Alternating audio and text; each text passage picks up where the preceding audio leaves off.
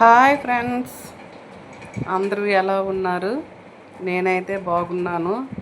ఈరోజు మా శ్రీకాకుళం స్టైల్లో మామిడికాయ పుల్ల బెల్లం పెట్టి ఎంతో టేస్ట్గా ఉండే రెసిపీ అండి ఇది. మీలో ఎంతమందికి తెలుసో తెలీదో నాకైతే తెలీదు. ఈ కర్రీ మాత్రం చాలా బాగుంటుంది ఫ్రెండ్స్. చలిదన్నంతో, చపాతీతో, వేడన్నంతో, మామూలుగా కూడా తిన్నా సరే చాలా చాలా బాగుంటుంది ఫ్రెండ్స్. ఇది ఒకసారి ట్రై చేయండి. చూడండి, మామిడికాయ కోయడానికి ఎంత కష్టం అవుతుందంటే, ఎందుకంటే అందులో టెంక్ ఉంటుంది కదా, అది కత్తిపేటకి అస్సలు తెగలేదు. లాస్ట్కి ఎలాగో ఒకలాగా విడిచిపెట్టలేదు, కోసాను. అదిగోండి అలాగే నిలువు ముక్కలుగా కోసుకోవాలి మామిడికాయ. నాకైతే వీడియో తీయడం కరెక్ట్గా రాలేదు కాబట్టి నా ఫేస్ కట్ అయిపోయింది ఫ్రెండ్స్. ఏం చేస్తాం, వీడియో తీసిన వాళ్ళు లేరు, ఏదో ఒకలా తీశాను. సపోర్ట్ చేయండి ఫ్రెండ్స్. అయితే మామిడికాయ ముక్కలు అనమాట అలాగా నిలువుగా కోసుకోవాలి ఫ్రెండ్స్. ఎవరికి నచ్చినట్టు అలా కోసుకోవచ్చు, కానీ నాకైతే మాత్రం అలాగే బాగుంది. మొక్క తినేటప్పుడు కూడా బాగానే ఉంటుంది, మెత్తగా అవ్వదు. ఇప్పుడు మామిడికాయ ముక్కలు కోసేసాను ఫ్రెండ్స్. రండి వెళ్ళిపోదాము వంటగదిలోకి. మామిడికాయ ముక్కలకు కావలసిన పదార్థాలు: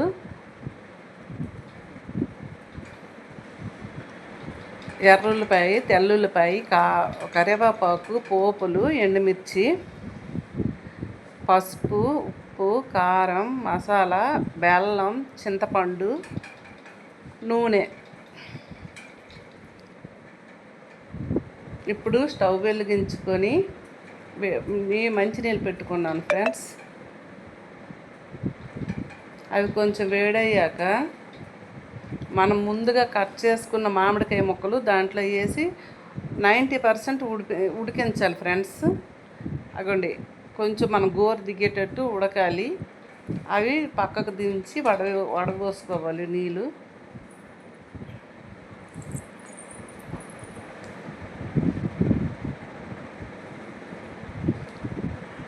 ఇప్పుడు మరో బాణలో పెట్టుకొని ఆయిల్ వేసుకొని అందులో పోపులు, ఎండుమిర్చి, తెల్లుల్లి, కరివేపాకు,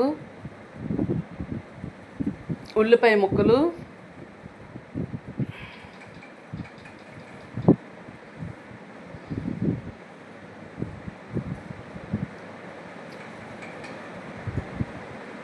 ఉల్లిపాయ ముక్కలు బాగా మగ్గిన వరకు ఉంచాలి గ్యాస్ పైన.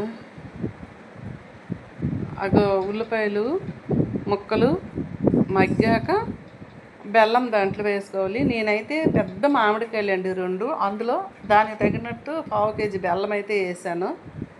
మీకు ఎంత తీపి కావాలంటే అంత చూసుకొని వేసుకోండి.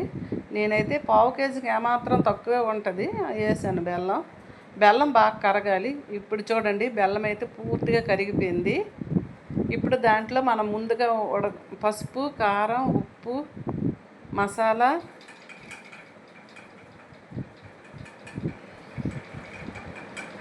అన్నీ ఒకటికొకటి వేసుకోవాలి. రుచికి సరిపడిన ఉప్పు వేయాలి.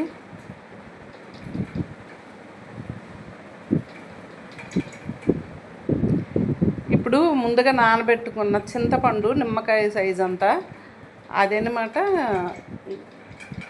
గుజ్జులా కలిపి దాంట్లో వేస్తున్నాను. చూడండి, వాటర్ కొంచెం పులుపు వేస్తే బాగుంటుంది.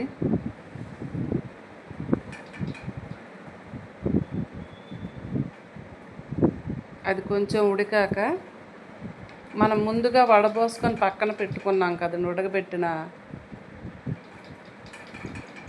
మామిడికాయ ముక్కలు. నాకు కొంచెం ఎందుకో చక్కగా అనిపించింది. మళ్ళీ కొంచెం చింతపండులో వాటర్ వేసి పోసాను. అవి కొంచెం దగ్గర అయ్యాక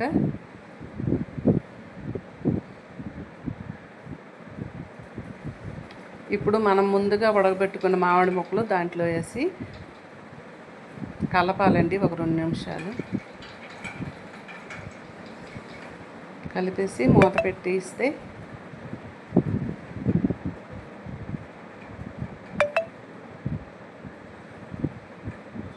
ఒక 5 నిమిషాలు ఉడికించాలండి మూత పెట్టి.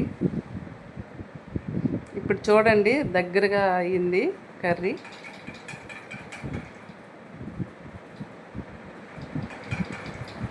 చూడండి, చూస్తేనే అబ్బబ్బబ్బా ఏమనిపిస్తుంది కదా, తింటే ఇంకా బాగా అనిపిస్తుంది.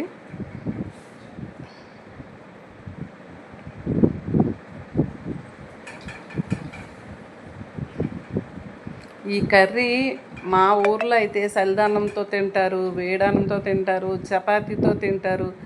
ఇంట్లో ఏమి తినడానికి లేనప్పుడు కూడా మామూలుగా కూడా తినుకోవచ్చండి, స్నాక్స్ లాగా. చాలా చాలా బాగుంటుంది ఈ కర్రీ. మీలో ఎంతమందికి తెలుసండి ఈ కర్రీ? చాలా చాలా బాగుంది, సూపర్గా అయితే కుదిరింది. ప్లీజ్ ఫ్రెండ్స్, సబ్స్క్రైబ్ చేసుకొని సపోర్ట్ చేయండి. వీడియో క్లియర్గా తీసుకోలేకపోయాను, సారీ. బాయ్. మరి అందరికీ bye bye bye bye bye. Subscribe తప్పకుండా చేసుకోండి ఫ్రెండ్స్. ఓకేనా మరి, బాయ్, ఉంటాను.